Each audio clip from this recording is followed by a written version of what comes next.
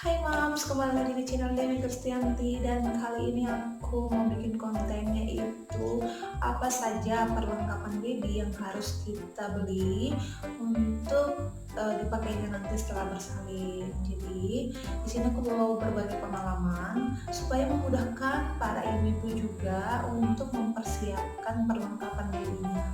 Jadi sebelum aku mulai video ini, jangan lupa di like, kemudian di subscribe, dan jangan lupa di-share ke seluruh sosial media yang kalian punya.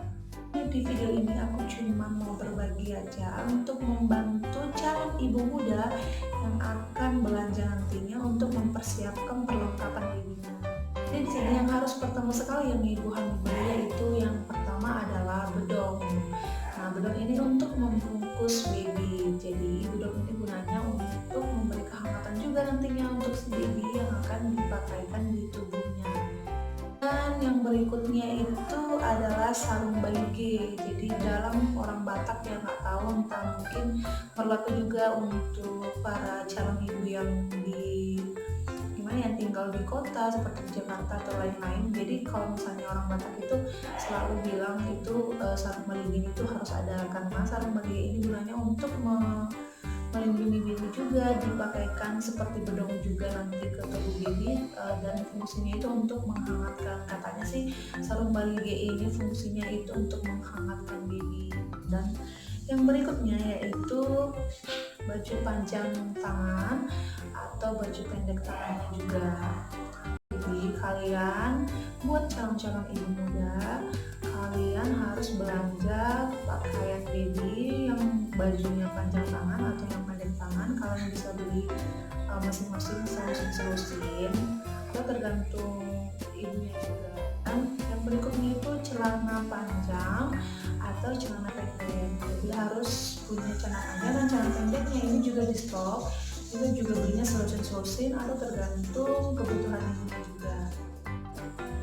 Kemudian itu tali dua atau popok baby yang sering dipakaikan pengganti pampers, karena kan bayi baru lahir itu tidak boleh pakai pampers. Jadi harus punya stok tali dua. Tali duanya ini harus dibanyakin Moms, karena baby itu lebih sering dia buang air kecil atau buang air besar. Jadi ibunya nanti bakalan sering ganti popok babynya juga. Jadi kalau bisa stok banyak sampai 2 lusin atau lebih juga nggak apa-apa sebenarnya, tergantung kebutuhan ibunya juga. Yang berikutnya itu adalah gurita. Jadi gurita ini sebenarnya tidak diperbolehkan lagi dipakai kepada baby. Di kata dokternya sih seperti itu. Jadi di sini karena nggak terlalu dipakai juga, jadi aku belinya kemarin cuma belinya 6 piece saja, setengah lusin, karena memang nggak dipakai sih, cuma untuk jaga-jaga aja. Jadi bunda bisa beli gurita itu yang gurita ikat atau gurita sistem perekat aja gitu. Jadi ada 2 macam gitu. Jadi berikutnya bunda harus beli juga yang namanya jumper. Jumper ini ada bisa beli yang panjang sampai tertutup sampai ke kaki, bisa juga dia yang pendek sampai sepaha gitu. Tergantung bundanya juga bisa dibeli. Keduanya juga nggak menjadi masalah sih sebenarnya. Dan yang berikutnya itu topi. Bunda juga harus beli topinya.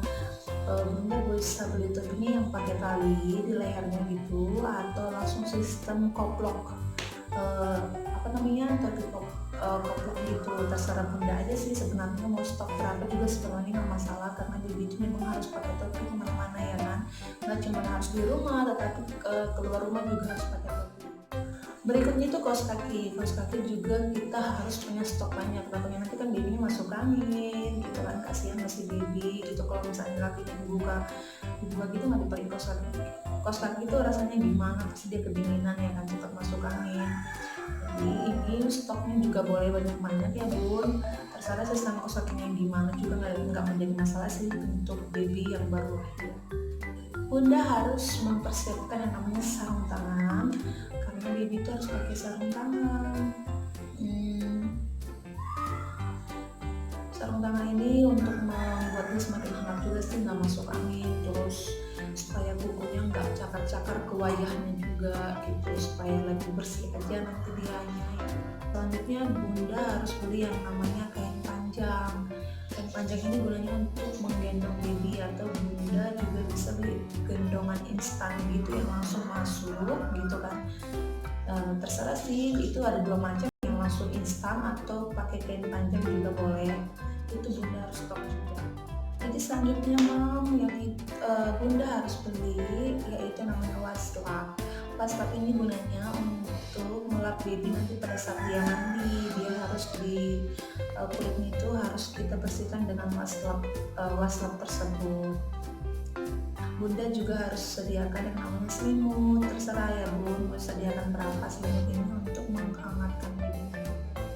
Yang berikutnya adalah perlengkapan mandi. Perlengkapan mandi ini nanti Bunda bisa beli perlengkapan mandi yang langsung satu set, ada juga yang langsung per kotak juga nggak ada masalah, atau mau beli satuan juga nggak masalah, seperti sabun, lotion, sampo gitu ya kan, baru lagi body oil gitu, nanti ada satu set untuk perlengkapan mandinya. Terserah Bunda mau beli merek Cousins, merek Johnson, merek Switzel juga nggak menjadi masalah, itu tergantung selera Bunda. Yang kemudian yang harus dibeli adalah ember mandi Bun, jangan sampai lupa, dan Bunda disediain ember mandinya terserah yang bentuknya gimana, yang penting dia harus punya ember mandi untuk dia mandi nantinya. Kemudian Bunda harus beli yang namanya perlak baby. Jadi perlak baby ini gunanya untuk gimana ya, dibikin alas babynya supaya nanti kalau dia kencing, buang air besar atau buang air kecil itu nggak ngotorin tempat tidurnya Bun, supaya nanti kan kalau ada perlak baby nanti bisa dilap itu pakai kain supaya lebih kering lagi dan bisa dipakai lagi tempat tidur. Kemudian Bunda harus beli yang namanya tempat tidur baby. Jangan lupa ya Bun, kalau aku saranin untuk beli tempat tidur baby itu yang sekalian ada kelambunya untuk menghindarkan baby juga dari yang namanya debu atau serangan nyamuk yang jahat yang akan menggigit baby kita. Kemudian Bunda harus beli yang namanya ayunan. Ayunan ini juga ada satu set dia dibeli, yang ada besinya, ada ayunannya, besi pernya, ada juga langsung dia sama tempat ayunannya dan punya sarung ayunan juga. Itu satu set ada 4. Bunda bisa sediakan juga. Memang sih baby nggak langsung diayun ya Bun, cuma nanti untuk beberapa bulan kemudian dia pasti pakai itu dan nggak jadi masalah kalau misalnya Bunda langsung mempersiapkan mulai dari sekarang. Kemudian Bunda harus punya yang namanya handuk baby. Handuk baby ini jangan beli satu ya Bun, kalau bisa di atas dari 2, karena nanti kalau basah nanti dijemur gitu. Jangan biarkan babynya ini pakai handuk yang basah, itu akan merusak kulitnya, karena kulit baby itu sensitif, jadi dia harus tetap pakai pakaian yang kering dan bebas dari kelembapan. Dan Bunda harus punya jaket baby. Jangan lupa untuk beli jaket babynya, baju panasnya, baju hangatnya. Ini bisa dibeli beberapa karena untuk menghindarkan dia juga dari angin gitu. Jadi Bunda bisa pakaikan jaket ini pada saat malam hari atau siang hari mau keluar, pagi hari juga nggak masalah. Itu tergantung situasi dan kondisi yang akan nantinya kita lihat di ke depan hari. Dan kemudian ada lagi yang namanya minyak kayu putih. Baby harus pakai minyak kayu putih begitu dia sudah selesai mandi. Bunda bisa beli yang cap ayam atau minyak telon atau minyak kayu putih, terserah, itu yang penting sifatnya itu untuk menghangatkan baby atau menghilangkan baby dari kembung. Kemudian Bunda juga harus mempersiapkan yang namanya dodot. Walaupun sebenarnya baby itu harus minum ASI selama 6 bulan untuk ASI eksklusif, tapi nggak apa-apa sih kalau misalnya Bunda langsung beli yang namanya dodotnya dari sekarang, karena kan kita nggak tahu nanti babynya nanti bakalan ngasih langsung dari feedingnya Bunda atau dia harus pakai dodot, kita nggak tahu. Nggak masalah juga kalau misalnya Bunda nanti sediakan dodotnya yang kecil aja, nggak apa-apa untuk persiapan. Yang berikutnya Bunda harus beli yang namanya kompreng. Jadi kompreng ini perlu juga Bun, terserah nanti mau ngasihnya pada saat usia berapa bulan gitu, cuman kita harus punya stok komprengnya untuk si baby.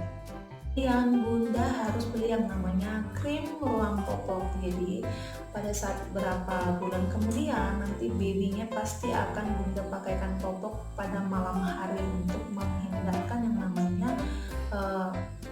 terganggu di tengah malam, tiba-tiba dia pipis, bunda harus kebangun, dia rewel gitu kan.